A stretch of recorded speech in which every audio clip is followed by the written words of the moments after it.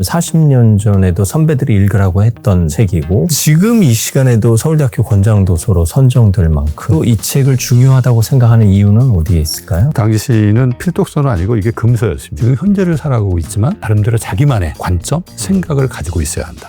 책을 읽어야 되는 이유는 인공지능이 결과를 만드는 것처럼 나도 결과를 만들어내는 힘을 키우기 위해서는 이겨내는 경험이 필요하고 인공지능이 많은 결과들을 막 쏟아내잖아요. 근데 결국은 무질서를 더 가속화시키고 있는 거죠. 그렇기 때문에 우리 서울대생들도 그렇고 모든 대학생들이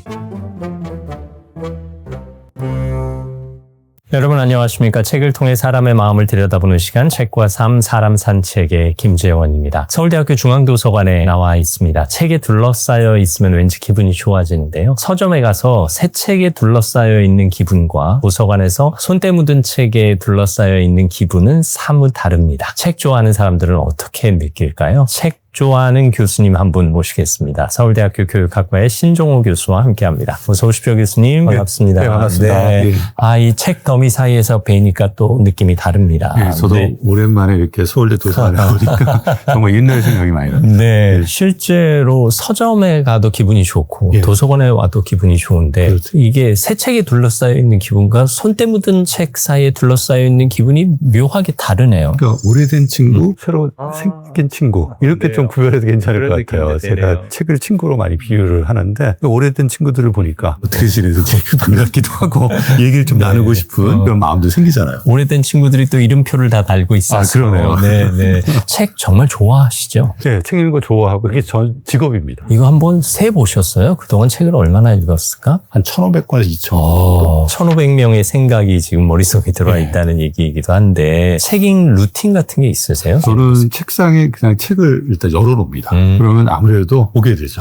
펼쳐놓으신다는 뜻이에요? 주로 이제 아침에 읽기는 하는데 제가 계속 어떤 책이든 읽던 책도 물론 있지만 읽던 책이 끝나면 새 책을 갖다 놓습니다. 다음 후보자를 갖다 놓으면 그래, 읽어야지. 그런 종의 반응 갖춤새인데 내가 뭘 해야 된다라고 하는 마음가짐이 딱 만들어주는 거죠. 눈앞에 보여야 더 읽게 된다라는 얘기죠. 실제로 책 읽는 방법도 성향과 기질에 따라 좀 차이가 있습니다. 교수님이 생각하시는 제대로 책 읽기 어떤 건가요? 저는 책을 읽는 것은 어떻게 보면은 저자의 생각을 통해서 나의 생각을 만드는 과정이다. 그렇기 때문에 제대로 책을 읽는다는 것은 일단은 저자의 생각을 깊이 있게 내가 이해해야 되죠. 근데 거기서 끝나면 안 돼요. 그 생각을 통해서 나의 생각은 어떤지를 반추해보는 거다. 결국은 제대로 책을 읽는다라고 하는 것은 저자의 생각과 나의 생각이 얼마나 많이 교류됐느냐. 그 결과에 따라서 제대로 읽었는지 그냥 수동적으로 피상적으로 읽었는지가 결정되지 않을까 생각을 해요. 일단 저자의 생각 내 생각에 다리를 놔서 그 다리에 많은 생각들이 오고 갈 수 있게 해야 된다. 자주 만나야지 좋은 친구가 되죠. 네, 맞습니다. 저는 요즘 이 책 괜찮은데 읽어요. 가만히 있어봐요. 읽었던 책이네 라고 느낄 때가 가끔 있거든요. 그 인간이 가지고 있는 장점입니다. 단점이 아니라. 오히려. 그래야지 계속해서 반복해서 읽고 식상하지 않고 계속 새로운 것처럼 책을 대할 수 있는 기회를 우리에게 준다. 이거 긍정적으로 받아들여야 되는 거군요. 긍정의 사람입니다. 그런데 이제 AI가 등장하면서 몇 줄만 치면 요약 정리 확실하게 해주거든요. 그렇죠. 아무리 두꺼운 책도. 근데 그럼에도 불구하고 우리가 두꺼운 책을 읽어야 하나요? 인공지능이 많은 것들을 만들어주거든요. 인공지능이 만들어낸 결과에 종속돼서는 안 된다. 그러면 자신의 존재를 상실해버리는 거예요. 결국 벽돌책을 읽어야 되는 이유는 인공지능이 결과를 만드는 것처럼 나도 결과를 만들어내는 힘을 키우기 위해서는 좀 힘들더라도 이겨내는 경험이 필요하고 그 경험을 들 수 있는 좋은 책 중에 하나가 벽돌책이다. 사실 쉽지 않습니다. 일단 교수님하고 대화를 하다 보니까 책을 읽어야겠다는 생각이 드실 거예요. 영상 보시는 분들이. 그래서 교수님께 저에게 추천해 주실 만한 책도 좀 소개를 받고 아울러 교수님 인생 책도 소개해 주시면 저에게 또 큰 재산이 되겠습니다. 알겠습니다. 괜찮으실까요? 그렇게 하시죠. 함께 가보실까요? 서울대학교 중앙도서관 단행본 자료실입니다. 교수님은 지금 추천도서를 고르러 가셨고요. 저는 기다리고 있는데 이 단행본 자료실이 워낙 넓어서 따라가다가 놓쳤습니다. 교수님 다 고르셨으면 이쪽으로 네 교수님 여기 계시네요. 네 오시죠. 제가 다 찾아왔습니다. 네네. 시간이 좀 걸렸는데 네. 그래서 5권 다 찾아왔습니다. 서울대학교는 학생들에게 권장하는 권장도서를 선정해서 발표한 거죠. 예. 권장도서가 몇 권? 100권 권장도서가 있고 또 수시로 좋은 책들이 있으면 도서관에서 학생들에게 추천합니다. 첫 번째 책은 뭔가요? 역사란 무엇인가? 이에치카의 역사란 예, 맞습니다. 무엇인가요? 예. 저희가 학교 다닐 때부터 열심히 읽었던 책이죠. 당시는 필독서는 아니고 이게 금서였습니다. 그렇죠. 한편으로는. 근데 그래서 학회에서 읽었던 거죠. 예. 네. 이 뭐 당시 시대적 상황을 반영하긴 하지만 어떤 사상이나 이런 거 관련된 책은 아닙니다. 사실 금서가 될 만한 이유는 지금 세대에 생각해보면 딱히 없다고 생각이 드는데 네. 저도 왜 금서가 됐는지 안타깝게 생각을 하고 있습니다. 가장 유명한 업구이자 핵심 내용이 그 1장 제일 마지막에 있잖아요. 역사라고 하는 것은 역사가와 과거의 사실 간의 끊임없는 상호작용이고 또 과거와 현실의 대화다. 맞아요. 그러니까 과거의 어떤 사실이 일종의 그냥 과거의 사실로만 존재하는 게 아니라 현재의 어떤 해석을 통해서 살아나는 의미를 갖는다라고 하는 거고, 역사는 결국은 과거의 사실에 대한 해석, 의미들을 우리가 어떻게 공유하느냐와 관련된 활동이다라고 생각할 수 있는 거죠. 역사가 역사가의 선택이다. 그렇죠. 역사가의 해석이다. 이런 표현이 나왔던 걸로 기억해요. 사실 역사가 모든 사건 사고를 다루는 건 아니잖아요. 그렇죠. 역사가가 이건 후대에 전해야 한다라고 선택해야 편찬이 되는 거잖아요. 맞습니다. 이 책에 그 비유가 있잖아요. 역사는 역사가가 바다에 나가서 물고기를 잡는 거다. 맞아요. 모든 물고기를 다 잡을 수가 없습니다. 물고기를 잡는데 어느 지역에 가서 어떤 방법으로 잡을 거냐에 따라서 잡히는 물고기가 다를 수밖에 없죠. 이때 내가 어느 곳에 갈 거냐, 어떤 방법으로 잡을 거냐. 이건 역사가의 선택인 거예요. 결국은. 역사가 갖고 있는 기본적인 배경과 생각들이 내가 어디에서 어떤 방식으로 역사적 사실, 물고기를 던져낼 것이냐를 결정할 수 있다. 따라서 역사적 사실이라고 하는 게 객관적인 의미를 가질 수도 있지만 역사가의 주관적인 의미 해석이 같이 포함된 결과물이다. 우리가 역사를 바라볼 때는 항시 일종의 사실로서 바라보기보다는 현재 또는 미래의 관점에서 우리에게 어떤 메시지를 던지고 있는지를 살펴봐야 한다. 기본적으로 우리가 역사가를 신뢰해야 되겠군요. 그럼요. 기본적으로는 역사가는 일종의 현재 사회적, 시대적인 의미들을 고민하면서 과거의 사실이 어떤 의미를 우리에게 던지고 있는지를 고민하는 사람들이기 때문에 기본적으로는 우리 역사가의 역할들을 신뢰하고 그 목소리에 귀를 기울이는 건 당연한 겁니다. 이에치카의 역사란 무엇인가가 교수님이 학교를 다니시던 40년 전에도 선배들이 읽으라고 했던 책이고 지금 이 시간에도 서울대학교 권장도서로 선정될 만큼 시간이 흘러도 이 책을 중요하다고 생각하는 이유는 어디에 있을까요? 우리 서울대생들도 그렇고 또 모든 대학생들이 지금 현재를 살아가고 있지만 또 미래를 준비해야 될 되게 중요한 미래 세대다. 그러려면 과거에 여러 가지 반복되는 사건들이 현재 우리가 경험하는 일들, 현재 사건들, 또 미래에 어떤 일이 발생할 수 있는지에 대한 나름대로 자기만의 일종의 관점, 생각을 가지고 있어야 한다. 그래야지만 어떻게 보면 사회의 흐름을 우리가 개인이 단순히 쫓아가는 게 아니라 내가 그것을 해석하고 주체로서 내가 어떤 분야의 어떤 한 개인으로서 어떤 역할을 해야 될지 개인적 측면에서도 자기의 주체적인 어떤 생각들을 만드는데 되게 중요한 영향을 미칠 수 있는 거죠. 역사를 바라보는 관점을 학습한다는 것은 이 시대를 바라보는 비판적 사고 훈련에도 도움이 될까요? 되죠. 네. 예를 들어서 뭐 산업혁명. 이 산업혁명이 주는 메시지가 뭐냐. 지금 산업혁명의 우리 네 번째 단계 있잖아요. 그러니까 AI 첨단 기술이 만들어내는 어떤 변화들이 과거의 2차 산업혁명 때 우리가 경험했던 것에 비추어서 어떤 메시지를 던지고 있는지도 되게 중요한 우리가 생각해 볼 만한 역사적 사실인 거죠. 그런데 한편으로 젊은 사람들은 역사란 그냥 시험 공부의 범위 혹은 그거의 기록 정도로 치부하는 것이 아닐까 싶기도 해서요. 우리 학생들이 역사 공부를 너무 사실, 그다음에 암기해야 될 결과물로 경험하다 보니까 나하고 무슨 관계가 있어? 이런 생각을 하는 거는 어떻게 보면 당연하다. 하지만 역사라고 하는 것은 우리가 경험한 결과물이잖아요, 결국은. 그리고 그 결과는 지금 현재 또 앞으로에게 이 삶, 또 시대에 되게 중요한 메시지를 던지기 때문에 다른 관점에서 이제는 역사를 바라볼 필요가 있는 것 같아요. 내가 시대적 사건에 대해서 어떤 생각을 갖는 게 앞으로 내 삶을 더 의미 있게 만들어줄 수 있는지를 한 번쯤은 고민하는 거하고 그렇지 않은 거하고는 차이가 있지 않을까. 맞습니다. 우리의 삶도 곧 역사가 되는 거니까요. 서울대학교 권장도서 이에치카의 역사란 무엇인가였습니다. 어렵지만 꼭 읽어보시고요. 어떤 시대적 상황을 역사가가 반영하고 있는지도 생각하는 그러한 역사 읽기를 하면 비판적인 어떤 생각을 키우는데 많은 도움이 될 수 있습니다. 좋습니다.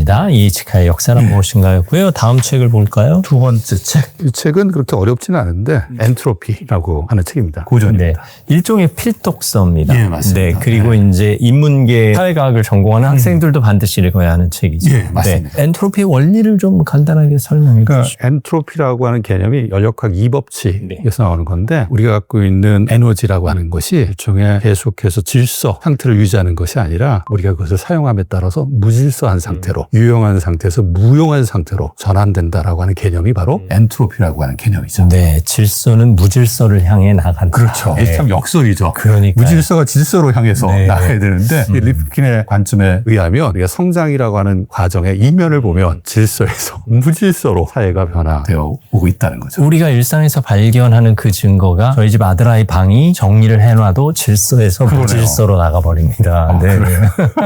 사실 사회과학도들이 읽어야 하는 이유 중에 하나가 이 자연과학의 원리를 사회현상으로도 그렇죠. 빗대서 많이 얘기하잖아요. 맞습니다. 이 책에서도 나오지만 근대 기계론적 관점, 그래서 뭐 데카르트나 뉴턴, 그다음에 로크나 여기 나오는 아담 스미스의 네네. 관점들을 보면은 우리 인간이 자연에 대해서 객관적으로 이해할 수 있는 힘을 가지고 있고 그런 힘을 바탕으로 우리는 계속해서 성장할 수 있는 기본적인 사회적 여건을 갖추고 있다. 그래서 얼마든지 인류는 끊임없이 성장할 수 있는 기반을 가지고 있고 그러려면 자연을 이해하고 자연을 활용할 줄 알아야 된다. 근데 이 관점이 사실은 성장이라는 이면에 우리가 보지 못했던 파괴라고 하는 일종의 부수적 결과를 만들어낸다. 성장이라고 하는 기계론적 관점을 넘어서 리프킨이 얘기하는 엔트로피적 관점은 우리가 이런 에너지를 사용함에 따라서 자연도 파괴되고 또 우리가 활용할 수 있는 에너지도 줄어들고 결국은 이 지구라고 하는 게 한정된 에너지를 갖고 있는 폐쇄 체계인데 결국은 무한히 성장할 수 있는 가능성은 없다. 결국 그 이면을 보면 우리가 갖고 있는 유용한 것을 계속해서 무용한 것을 전환시키는 노력을 우리는 성장이라고 잘못 생각하고 있는 거다. 다시 한번 생각해봐야 한다. 이런 메시지를 던지고 있는 거죠. 어떻게 보면 이때 이미 지구가 기후위기를 통해서 종말을 향해 달려가고 있다라는 걸 이미 예고하고 있는 거죠. 예견하는 책이 예. 되겠군요. 예. 근데 뭐 물론 어떤 분야든 무한 성장의 동력과 가능성은 갖고 있습니다. 하지만 성장을 위해선 잃어버리는 것들이 있고 파괴되는 것들이 있어서 결국 한편으로는 무질서를 향해 가고 있다는 뜻이기도 하잖아요. 부분적으로 어떤 한 나라 지역의 발전을 우리가 본다고 했을 때 전체 지구의 어떤 변화들을 보면 전체가 다 발전하는 게 아니라 전체는 일종의 파괴되는 일련의 과정을 거치고 있는 거다. 그러니까 우리가 성장하고 있다, 우리가 계속해서 발전하고 있다라는 이면에는 반드시 반대의 모습이 숨어 있다는 것을 우리가 직시할 필요가 있는 거죠. 탄소 배출, 온실가스 배출은 서구 선진국에서 더 많이 배출했는데 실제로 기후위기의 피해는 지금 아프리카 지역에서 더 먼저 경험하고 있는 거잖아요. 그렇죠. 성장 이면에 있는 파괴의 단면을 보여주는 예가 아닐까 싶은데 이 엔트로피 저자가 말하는 그 사상을 우리 일상에서는 어떻게 적용하면 좋을까요? 결국은 우리가 계속해서 양적 성장이라고 하는 관점을 취하고 있는데 이것을 전환시킬 필요가 있는 거죠. 그러니까 질적 성장으로 조금 더 우리가 벌 쓰더라도 우리가 좀 더 그 질적인 의미에서 삶의 어떤 의미들을 찾을 수 있는 일종의 저엔트로피 사회로의 전환을 우리가 이제는 고민해야 될 때다. 그렇지 않으면 지금은 편할지 몰라도 우리 후대에 가서는 더 어려운 상황에 직면할 수 있기 때문에 지금이 바로 어떻게 보면 양적 성장의 어떤 가치들을 다시 한번 비판적으로 생각해야 될 중요한 시점이 아닌가라는 생각이 들죠. 비단 경제성장 측면뿐만 아니라 사회현상도 그렇고 정치도 그렇고 모든 제도적 시스템도 그렇고 우리는 질서를 추구하고 있지만 무질서로 가는 단면들이 있거든요. 맞아. 그럼에도 불구하고 우리는 질서로 가는 지혜를 어떻게든 부둥켜 안고 그 질서의 한 단면을 지키려고 노력해야 하는 건가요? 그러니까 그 질서를 회복하려면 무질서에 대한 반성이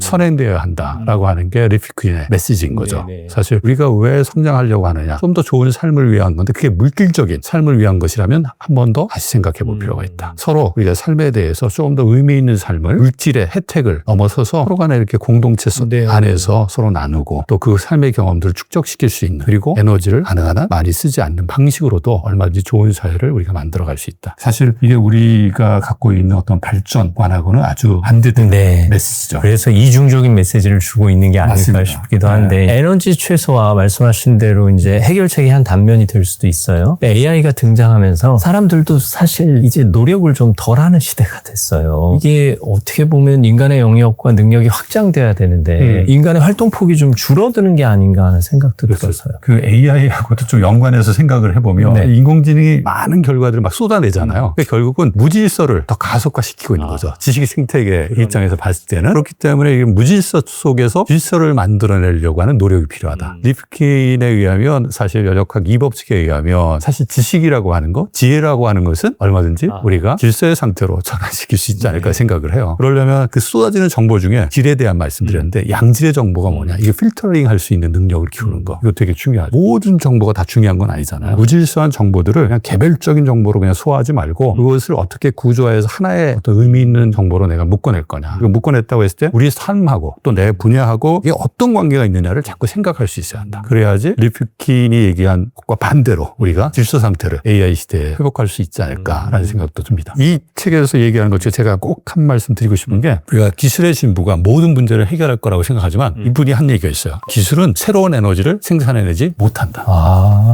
에너지를 소비할 뿐이다. 그 말씀이에요. 기술에 대한 새로운 관점을 갖기 위해서라도 이 책 한번 탐독하시면 여러분의 삶, 여러분의 일터에서 적용할 수 있는 지혜를 얻을 수 있지 않을까 싶습니다. 또 소중한 지혜를 배웠습니다. 제레미 리프킨의 엔트로피였습니다. 다음 세 번째 서울대 권장도서관에 우리 신 교수님이 추천해 주시는 책은 주홍글씨입니다. 네. 글씨라고도 하고 글자라고도 하는데 이제 글씨는 서체, 필체를 의미하니까 최근도서 그냥 글자, 레터 그 자체를 말하는 그렇게 거죠. 네. 제목을 불렀어요. 나다니엘 호손의 주홍글씨, A자, 몸에 새긴 가늠한 여인에 관한 책입니다. 우리가 디지털 사회로 전환되면서 양극화가 더 심화되는 것 같아요. 양극화는 결국은 싸움으로 번지는 결과를 만들어내는데 이 싸움이 결국은 낙인 찍히고 또 그 낙인의 근거에서 자꾸 차별하려고 하고 이런 현상들이 최근 더 가속화되고 있지 않나라는 생각이 들어서 낙인이라는 의미가 뭔지 우리가 살아가는 데 있어서 진실됨을 통해서 낙인을 어떻게 극복할 수 있는지에 대한 메시지를 줄 수 있는 책이에요. 많은 분들이 기본적인 윤곽은 알고 계실 거예요. 헤스터라는 젊은 여성이 등장을 하고 제 기억으로는 남편을 먼저 떠나 보스턴에 도착했다가 그 마을에서 가장 덕망 있는 목사님과 적절한 관계를 통해 배경이 선교도 사회 18세기 1750년대 고쯤에 미국 동부 뉴잉글랜드 보스턴 지역이 배경이거든요. 그러니까 종교적인 엄숙함 이게 되게 강조됐던 시대적 배경에서 결혼한 여자가 또 목사님하고 부적절한 관계를 갖는다. 이거 아주 충격적인 스토리입니다. 당시에는. 펄이라는 아이가 태어납니다. 그렇죠. 그 이후에 남편과의 관계 그리고 정작 그 목사님께서는 죄를 고백하지 못하시고 좀 힘든 시간을 보냈던 정신적으로 계속 고통받다가 위선의 생활을 하는 거잖아요. 목사님이니까 좋은 말씀 하실 수밖에 없는데 자기 마음속에 간음하고 또 그것 때문에 고생하고 있는 헤스터 그다음에 딸 펄에 대한 생각이 남아있을 수밖에 없잖아요. 헤스터는 옷 위에 A라는 글자 낙인을 가지고 살아가지만 본인은 그걸 감추고 살아가는 거죠. 그러니까 이 가슴이 불타는 겁니다. 책에서 나오는 것처럼. 그래서 양심의 가책에 일종의 어떻게 보면 어려운 시기들을 보낼 수밖에 없는 이야기가 여기에 담겨져 있죠. 근데 마지막에 나온 것처럼 고백합니다. 자기가 결국은 글을 지었고 헤스터 내 가족이다 라고 고백하고 자기의 삶을 마감하죠. 위선이라고 하는 게 뭐야? 위선을 우리가 어떻게 극복해야 되냐? 어떻게 해야지 우리가 건강한 사회적 관계, 건강한 어떤 낙인이 아니라 서로를 인정하고 배려하는 그런 사회들을 회복할 수 있냐는 결국은 솔직한 고백이다. 그래서 제가 인상 깊게 읽었던 딤스데이 그 목사 이름인데 어떻게 내가 고백할 거냐 말 거냐 고민할 때 제3자적 관점에서 쓰여진 구절이 있습니다. 진실해라, 솔직해라, 솔직해라, 솔직해라. 네가 추악한 죄를 저질렀으면 적어도 그 단면을 드러내는 게 맞는 거다. 그 진실함, 솔직함이 어떻게 보면 자기 삶에 있어서의 건강함 또 우리 사회에 있어서 좋은 사회적 관계들을 만드는 데 있어서 되게 중요한 원칙이 아닌가라는 생각이 들죠. 사실 고백하기 전에 그 여인과 딸과 함께 다른 곳으로 떠나서 살 수 있는 기회도 있었던 걸로 그래서 도망가려고 하죠. 다른 곳에 도망가려고 하는데 사실 전 남편이 주변에서 딤스데이라는 목사를 괴롭힙니다. 신분을 감추고 묘하게 그래서 계속 심리적인 고통을 가지도록 하는데 이름이 이제 칠링월스라는 사람인데 로저 칠링월스 맞습니다. 도망가려고 한다는 걸 알아요. 도망을 못 갑니다. 그 친구가 같이 쫓아가려고 하니까 어떻게 갔겠습니까? 그러니까 인위적으로 그 상황을 회피하려고 해서 문제가 해결되는 것은 아니다라는 메시지가 사건에 담겨져 있는 거죠. 작가 나사니엘 호손이 그 일상사에서 벌어질 수 있는 어떤 죄 이후의 죄책감 그리고 고백하기까지 과정에서 일어나는 일련의 장치들을 너무 잘 설정해놨습니다. 또 그 안에서의 심리적인 묘사들 엄청난 어떤 상상력과 사람들의 감정에 대한 이해가 책 속에 녹여 들어가 있다라는 것을 느낄 수 있습니다. 헤스터가 그 이후에는 선한 삶을 살거든요. 근데 우리가 뭐 요즘 현대 마녀사냥이라는 표현도 씁니다만 누군가의 과거의 잘못 한 번의 실수 혹은 한 번의 실패로 인해서 그는 언제까지 지탄을 치료를 받아야 하고 언제까지 일상으로 돌아올 수 없는 건가도 한번 우리가 고민해 봐야 되지 않을까 그렇죠. 싶어요. 그러니까 헤스터에게 낙인이 찍히면서 옷에 네. A자를 달고 생활을 하잖아요. 물론 이제 잘못을 했기 때문에 사회적 낙인이 찍힌 건데 요즘에 낙인들 보면 잘못과 관계없습니다. 내 편이 맞아요. 아니면 무조건 맞아요. A자 딱 달고 그냥 나쁜 의견이 놈 되는 다르다는 거예요. 그럼요. 말입니다. 그러니까 그런 우리의 사회적 단면들을 좀 생각해 볼 필요가 있다. 그 사람은 건강한 사람일 수 있는 거예요. 또 비록 잘못을 했더라도 헤스터처럼 주변에 있는 사람 살피고 하면서 자기의 삶의 잘못들을 건강한 쪽으로 전환시킬 수 있는 거거든요. 그런 삶의 그 이면들을 같이 우리가 공유할 수 있는 좀 개방된 사회들을 우리가 다시 만들 필요가 있다. 제일 먼저 선행될 게 T하고 F는 같이 있어야 되는데 저는 요즘 사회는 F가 좀 먼저 구려졌으면 좋겠다. 필요한 필요하다. F가 필요한 시대다. 그 사람에 대한 일종의 감정적인 이해. 소위 말해서 우리가 감정이입이라고 하고 소위 말해서 갑자기 공감? 공감. 그렇죠. 제가 용어를 깜빡했네요. 공감의 능력이 지금 사회는 더 필요하다. 그런 상대방에 대한 감정적인 이해를 기반으로 할 때 그 사람에 대한 인지적 공감. 왜 그랬을까라는 것들에 대한 생각의 여유가 만들어지거든요. F하고 T는 같이 가야 되는데 제 생각에는 F를 기반으로 좀 상대방의 입장, 관점들을 좀 더 이해하려고 하는 접근이 어떻게 보면 되게 좋은 관계, 또 좋은 사회를 만드는 데 중요하지 않을까라는 생각이 들어요. T와 F의 균형 잡힌 수위 조절이 필요하다는 걸 또 배웠습니다. 에이, 주홍글씨 아무에게나 낙인 찍지 마셔야 되겠습니다. 맞습니다. 나다니엘 호손의 주홍글씨까지 살펴봤습니다. 자, 서울대 권장도서 가운데 3권 추천받았고요. 이제 교수님 인생책을 좀 여쭤보겠습니다. 이번엔 교수님 인생책 추천받아보겠습니다. 예, 제가 공부하는 사람에 위해서 학문의 즐거움이라는 책을 추천해드리고 싶습니다. 명사의 책 추천이라는 짧은 프로그램이 있었어요. 거기에 나와서 이 책을 소개하면서 이 책의 인기를 끌었고 제가 그걸 보고 이 책을 사서 읽었어요. 학문이 즐거울 수도 있구나 하면서 읽었는데 그다음에 요새 또 이 책이 관심을 갖게 된 게 이 책을 쓴 분이 히로나카 헤이스케 교수인데 그 제자가 바로 허준이 교수입니다. 필즈상. 그렇죠. 우리나라 수학의 학자 중에. 노벨상. 그렇죠. 한국계로 최초로. 네. 히로나카 헤이스케 교수가 없었으면 허준이 교수도 없었어요. 그건 이분이 몰랐어요. 서울대학에 제가 기억하기로는 2008년에 석좌 교수로 오십니다. 그때 허준이 교수가 수업을 들었고 그것이 인연이 돼서 일종의 멘토로서 히로나카 헤이스케 교수가 허준이 교수를 지도하고 같이 학문적 대화를 나누고 살았죠. 이분도 필즈상 받으셨잖아요. 맞습니다. 필즈상을 네. 제자에게까지. 또 공통점이 있어요. 네. 이분도 대학 가서 본격적으로 수학을 공부한 친구예요. 중고등학교 때 영재반에 들어가서 그런 거 아니고. 아니고 또 허준이 교수도 사실은 맞아요. 물리학과에 네. 다니다가 대학원에 와서 수학을 본격적으로 공부를 하거든요. 근데 늦깎이 수학자인데 자신의 분야의 난제를 해결해서 필즈상을 수상한 공통점을 갖고 있죠. 제 기억으로는 이분 형편이 좀 어려웠던 것 같은데. 책의 앞부분 보면 자기 성장 배경에 대한 이야기가 나오는데 아주 어렸을 때는 좀 부유했어요. 네, 아버지가 사업에 실패하고 그죠. 어느 정도냐면 밤낮을 걸어도 우리 딸.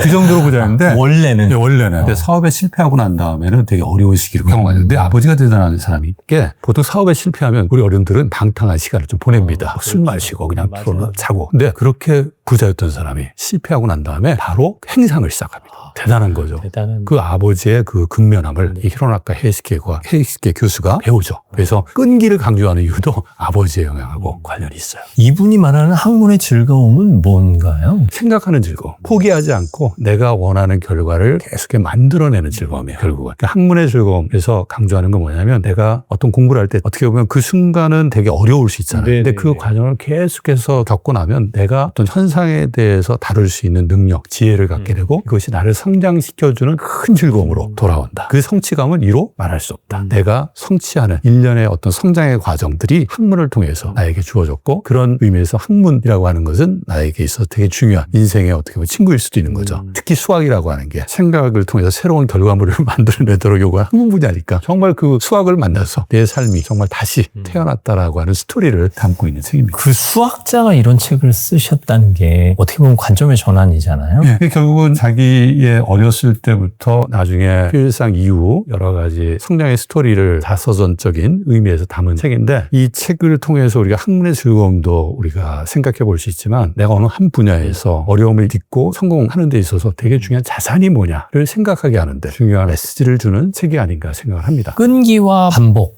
이런 주제어를 담고 있는 책인데 이 시대가 또 끈기 없는 시대라. 히로나카 헤이스케 교수도 어렵게 교토대학 이학부를 들어가서 3학년 때 이제 수학을 공부하고 또 좋은 기회를 만나서 하버드에 가서 공부를 합니다. 교토대학에서도 그 똑똑한 친구들 많이 만났고 하버드에 갔더니 더 똑똑한 친구들이 많아요. 왜 아니겠습니까? 그러니까 이 책에서 이제 끈기, 노력 이거 많이 강조하는데 또 이 책에서 우리가 생각해야 될 되게 중요한 개념이 있어요. 체념이에요, 체념. 체념이라고 하는 게 포기한다는 게 아니라 그 똑똑한 친구들을 통해서 나를 다시 바라보는 거예요. 나는 어떤 사람이냐. 나의 부족함을 직면하고 그 부족함을 어떻게 내가 이겨낼 거냐. 그 이겨내는 힘을 히로나카 헤이스케 교수는 어디서 찾았느냐면 끈기에서 찾은 거예요. 그래서 그 똑똑한 친구들을 보면서 내가 저 똑똑한 친구들하고 다른 점이 뭘까에 대한 고민을 하면서 그 유명한 말을 합니다. 나는 저 똑똑한 친구보다 능력은 없을지 몰라도 그 친구들보다 2배, 3배 내가 관심 있는 분야에 포기하지 않고 노력할 자신은 있다. 그게 나와 다른 사람을 구별짓는 나만의 특징이다. 차이는 인정할지언정 그렇죠. 이 차이를 극복할 수 있는 수단을 발견하는 건데 헤이스케 교수는 끈기로 승부를 본 그렇죠. 건데 좀 먼저 가더라도 나는 끈기 있게 따라갈게 뭐 이런 개념도 포함하는 그렇죠. 거네요. 남들이 일 연구할 때 나는 2, 3의 노력을 통해서 연구하면 내가 부족한 부분을 얼마든지 채울 수가 있는 거죠. 근데 중요한 게 무조건 노력한다고만 되는 건 아니잖아요. 계속 내 분야에 대해서 깊은 고민을 통해서 노력하는 거, 포기하지 않는 거. 이게 중요한 전제가 되는 거죠. 생각의 힘도 강조를 하신 거군요. 결국은 우리가 많은 지식들을 배우는데 이 책에도 나오지만 다 머릿속에서 사라져요. 근데 그 과정에서 내가 고민하고 했던 흔적들은 그대로 남는다. 그게 지혜라고 얘기를 해요. 그러니까 어려움에 도전하고 어려움을 이겨냈을 때 구체적인 결과물은 없어질지 몰라도 그 자산은 그대로 남아있는다. 교수님 책하고 좀 맥락을 같이 하는데요. 책에서 좀 많이 배웠습니다.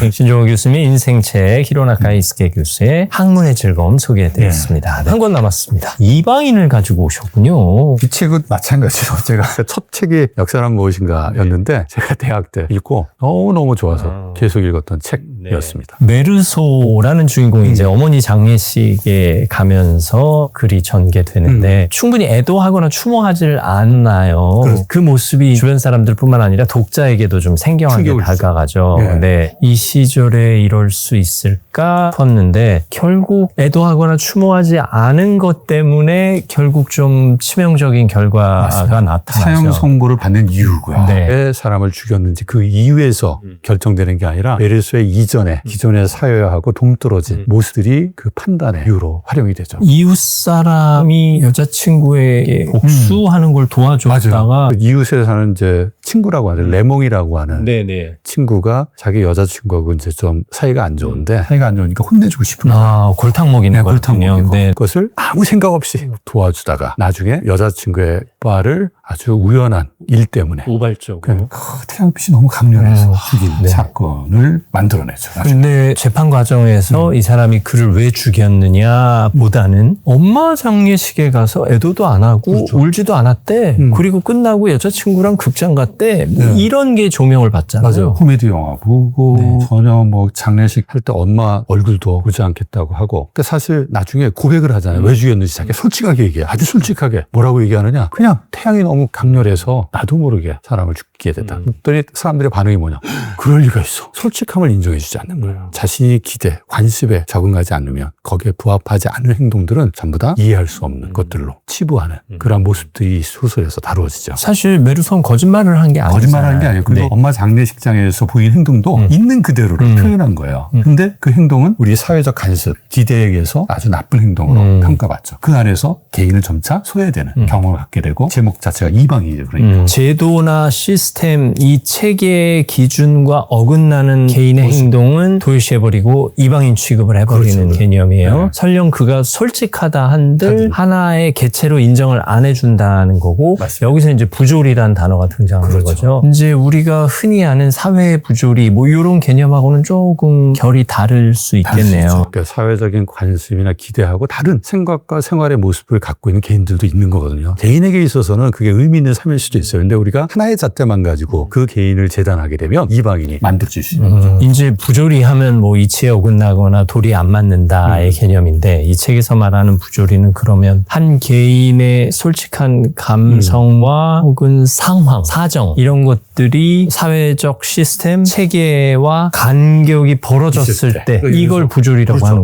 거예요. 결국은 사회는 장례식에 가면 자식은 울어야 되는 거예요. 장례식이 끝나고 난 다음에는 엄숙하게 애도의 시간을 가져야 되는 거죠. 그렇지 않은 행동을 했을 때 사회는 행동에 대해서 이해하려고 하지 않고 일종의 잘못된 사람, 잘못된 행동으로 규정하려고 한다. 사실 엄마가 어떤 사연이 있는지도 모르잖아요. 그리고 그 사람의 성향과 기절에 따라 슬퍼하는 방법이 다를 수도 있는 거잖아요. 그럴 수도 있고 옆에서 담배를 권해서 피었는데 같이 핀 다른 사람은 뭐라고 하냐고. 메르소만 재판 과정에서 너 그렇게 어머니 관 앞에서 담배 피울 수 있느냐라고 재단하는 그런 모습들을 통해서 우리가 사회와 개인의 부조리 또는 괴리를 우리가 경험할 수 있는 거죠. 교수님 이 책을 인생책이라고 생각하신 이유는? 자기 자신의 어떤 삶의 의미를 찾아가는 것. 아무리 사회가 어떤 것도 요구하더라도 되게 중요한 가치를 갖는 거다라는 의미를 갖기 때문에 제가 대학 다닐 때도 그런 측면에서 이 책을 되게 좋아했고 지금도 마찬가지입니다. 메르소 같은 경우에는 많은 사람들이 생각하는 기대 이런 것들을 쫓아가는 게 아니라 나만의 어떤 생각과 삶을 추구했던 인물이란 말이에요. 근데 요즘 세대들도 보면 이런 이방인적 경험들을 많이 하는 것 같아요. 소외되고. 근데 메르소의 모습하고는 저는 반대라고 생각해요. 사회 기대에 너무 쫓아가다 보니까 과잉부흥하다 보니까 좋은 직장 얻으려고 자꾸 남의 시선 때문에 뭔가를 해야 한다라는 강박관념을 갖게 돼 보니까 번아웃되고 자꾸 사회로부터 스스로를 소외시켜 버리는 운동형 외톨이 문제도 그런 문제잖아요. 이런 현상들이 만들어지는 거다. 오히려 이제는 자기 목소리를 이제는 더 찾아야 한다. 메르소를 좀 닮아갔으면 좋겠다라는 생각이 저는 강하게 들었습니다. 교육자 입장에서 사회적 시간표에 의해서 교육이 이루어지는 경우가 많잖아요. 그렇죠. 몇 살 때 어떻게 해야 되고 어디를 가야 하고 또 사회적 기준에 의해서 등 떠밀려서 시간을 살아가는 청소년 젊은이들에게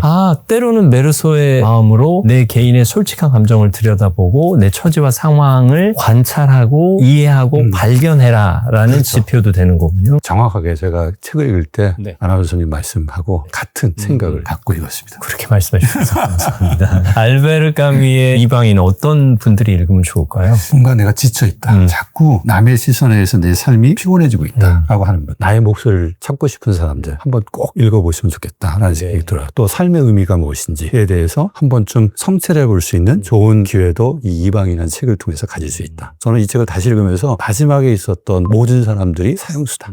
그 의미를 다시 한번 깊이 있게 생각하는 시간을 좀 가졌는데 정말 삶의 의미가 뭔지를 좀 고민하는 분들에게 좋은 메시지가 되지 않을까 생각합니다. 교수님 인생책 알베르 까뮈의 이방인까지 살펴봤습니다. 역사란 무엇인가, 그다음에 엔트로피, 주온 글씨, 학문의 즐거움, 이방인 5권, 그리고 교수님의 새 책 학습 민첩성의 힘까지 오늘 정말 많이 배웠습니다. 그리고 어떻게 보면 저희 세대들은 옛날에 한 번쯤 읽었을 법한 그런 책들을 통해서 이 시대를 다시 들여다볼 수 있는 기회를 주셔서 진심으로 감사합니다. 너무 좋은 시간이었고요. 이 책들 보면 약간 위압감을 느낄 겁니다. 너무 많아요. 책하고 조금 내가 생활 시간이 멀어져 있다라는 분에게 한 말씀 하시면 내가 꼭 좋아하는 책 한 권은 1년에 불안 갖지 마세요. 1년에 한 권을 꼭 읽어야겠다. 이 마음을 꼭 좀 가졌으면 좋겠다는 말씀 드립니다. 이 수많은 책을 읽을 수도 없고 읽을 필요도 없습니다. 내 삶에 맞는 단 한 권의 책이 지금 내가 필요한 것이다 라는 마음가짐이 중요하지 않을까 싶습니다. 오늘 서울대 교육학과 한정호 교수와 함께했습니다. 말씀 감사합니다. 감사합니다. 감사합니다. 책은 여러분 삶에 어떤 영향을 미치나요? 그걸 발견하는 시간이 됐으면 좋겠습니다. 책과 삶, 사람 산 책. 오늘은 여기까지입니다. 감사합니다.